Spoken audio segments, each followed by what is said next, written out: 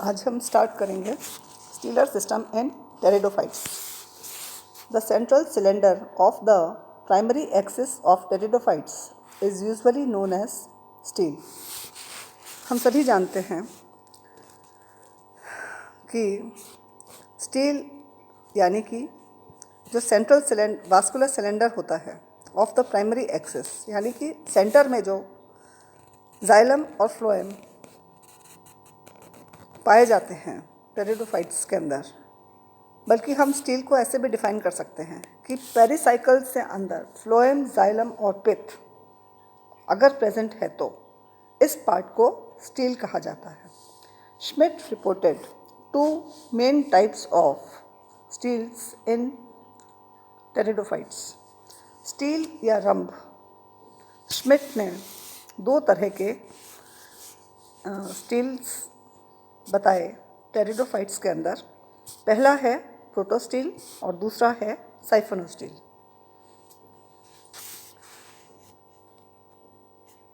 सबसे पहले स्टील मतलब एक ग्रीक शब्द स्टील से आया है।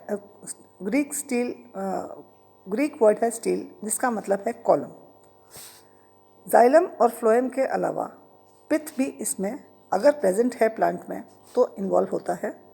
और इसकी जो सीमा रेखाएं हैं, it is delimited from cortex by the pericycle. यानी कि the concept that steel is the fundamental unit of vascular system was put forward by Tigham and Dowlett in 1886। टिघम और डॉलेट ने स्टीलर थ्योरी को प्रपोज किया था और उन्होंने ही कहा कि स्टील जो है वो वास्कुलर सिस्टम का फंडामेंटल यूनिट है। स्टीलर थ्योरी के अकॉर्डिंग रूट और स्टेम जो है have the same basic structure. Root और स्टेम का जो बेसिक स्ट्रक्चर है वो सिमिलर होता है। इसके अंदर 2 फंडामेंटल यूनिट्स पाई जाती हैं। एक तो है कॉर्टेक्स और दूसरा है सेंट्रल सिलेंडर। वॉन टिघम ने बताया कि एंडोडर्मिस, जो कि सबसे इनर मोस्ट लेयर होता है कॉर्टेक्स का, it is the anatomical boundary between these 2 fundamental units. यानी कि ये जो 2 यूनिट्स होते हैं कॉर्टेक्स और सेंट्रल सिलेंडर, इनको दोनों को अलग करने का एंडोडर्मिस का काम होता है। मतलब it is although a distinct endodermis is present between the cortex and steel. In vascular cryptogams, higher plants usually lack a distinct endodermis and pericycle. इसलिए इसाओ और फॉस्टर ने बताया that in relation to higher plants, the term vascular cylinder is better suited than steel. Lower vascular cryptogams जैसे होते हैं, lycopodium है, selaginella है, the stele of the axis and leaf traces develop independently.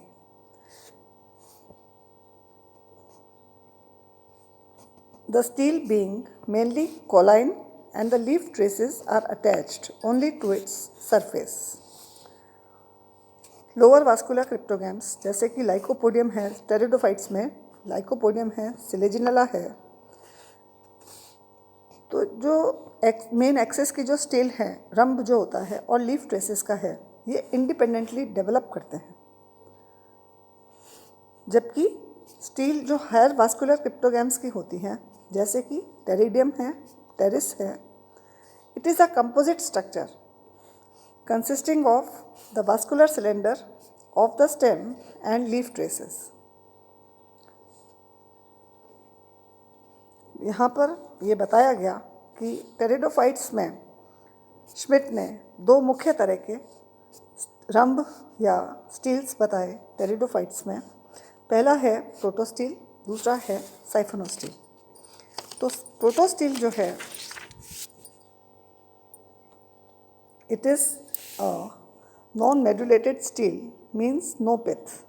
It consists of a central core of xylem surrounded by a band of phloem. मतलब non medullated, medulla means पिथ, तो protostele वो steel होती है जिसमें कि पिथ absent होता है, बीच में इसमें पिथ नहीं पाया जाता। इसमें सिर्फ सेंट्रल कोर होता है, सेंटर में जाइलम प्रेजेंट होता है और जिसके चारों तरफ फ्लोएम का बैंड पाया जाता है। Protostele is considered to be the most primitive stele. It is of following 4 types. Protostele जो है वो सबसे प्रिमिटिव फॉर्म है स्टील का, और ये मुख्य रूप से निम्न 4 तरह का होता है। पहला है haplostele. It is the simplest and most primitive type of stele. सबसे सिंपल होता है ये। It consist of a solid xylem core with smooth circular outlines which is surrounded by a ring of xylem of phloem. Sorry, इसमें गलत लिखा है, xylem की जगह फ्लोएम होना चाहिए। It is found in fossils, example Rhynia, as well as in living forms, example Xylotum, Selaginella, Lycopodium. हैप्लोस्टील जो है वो सबसे सिंपलेस्ट और प्रिमिटिव टाइप का प्रोटोस्टील है जिसके बीच में एक सॉलिड जाइलम का कोर होता है और surrounded by smooth circular outline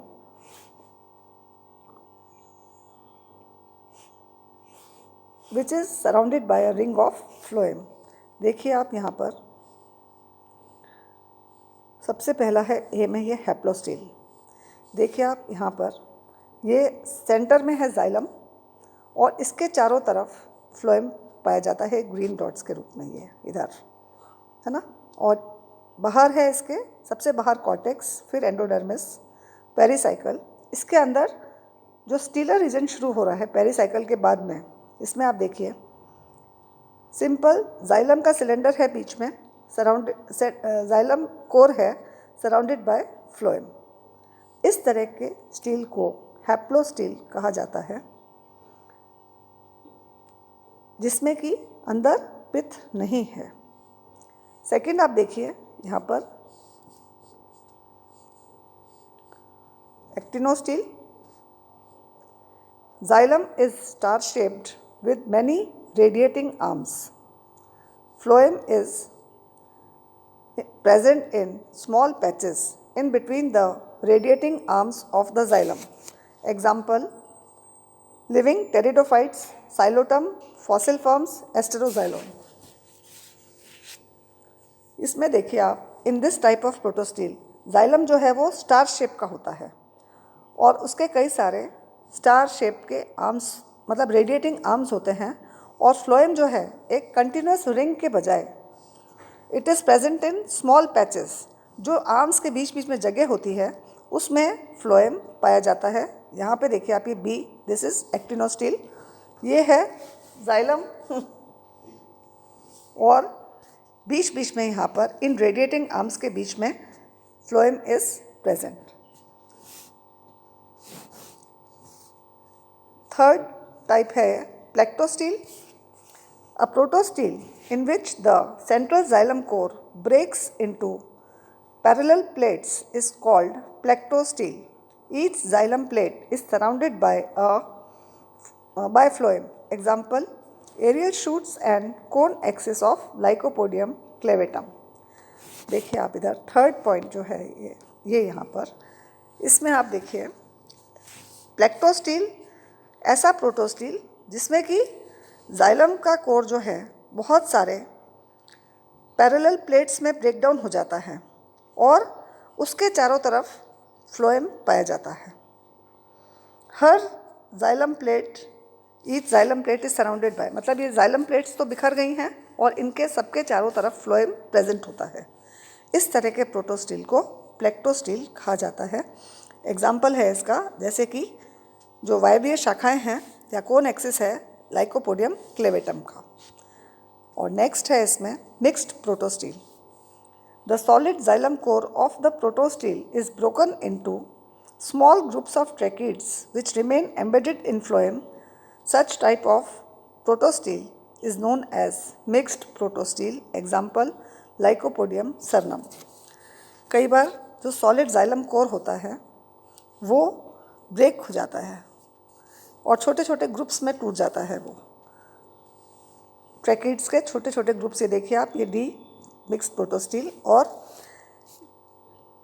ये सारे के सारे जो ग्रुप्स बनते हैं जाइलम के, they remain embedded in phloem, phloem से घिरे हुए पाए जाते हैं। ये इस तरह के प्रोटोस्टील को मिक्स्ड प्रोटोस्टील कहा जाता है और ये लाइकोपोडियम सरनम की स्टेम्स में पाए जाते हैं।